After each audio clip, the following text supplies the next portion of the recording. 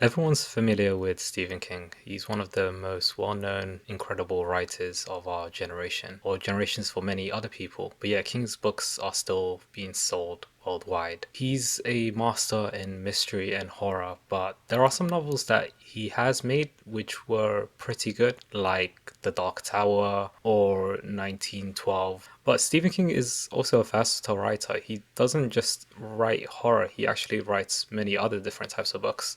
We know that he wrote non-horror books like The Long Walk, Shawshank Redemption, The Green Mile. All these books end up turning into movies. Are pretty short. I mean, Shawshank Redemption is literally 113 pages. But there's an exact book that I wanted to talk to you that really was surprising to me because I never knew Stephen King wrote a sports novel. And it's not just any type of sports novel. This is a sports novel that's centered around a catcher by the name of Billy Blakely, who's also known as Blockade Billy. So let me give you a gist of what the story is about. The story is basically about a team named the Titans, who used to be a former MLB. Done some research. I don't know if this is the exact same team as the Tennessee Titans, but we'll just go off by saying that they're the Titans. And so it's basically centered around the team that's actually lost both their catches and they're struggling.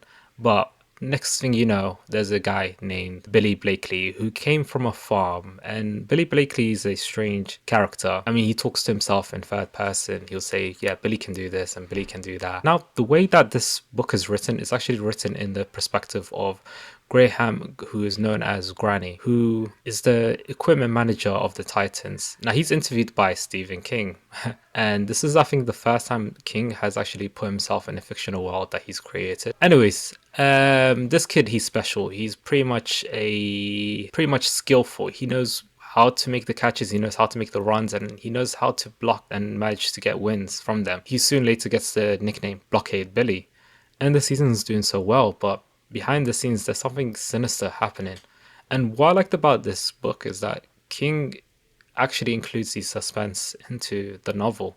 It's not just any basic sports novel about a underdog team trying their best to get to the highest of highs, but it's mostly about the way it's been written. And the way it's been written is that you know, like, that something is going on behind the scenes. Something it does pay off. I think with this book being only like 117 pages, it has this anticlimactic moment into the series. Bear in mind, I think King is also a baseball fan, so this also took inspirations to what he wanted to write. There was this part in the books where Blockade Billy catches and blocks a run, and one of the players of that team ends up getting nicked, and Blockade gets accused of cutting him with his nails, which is quite strange.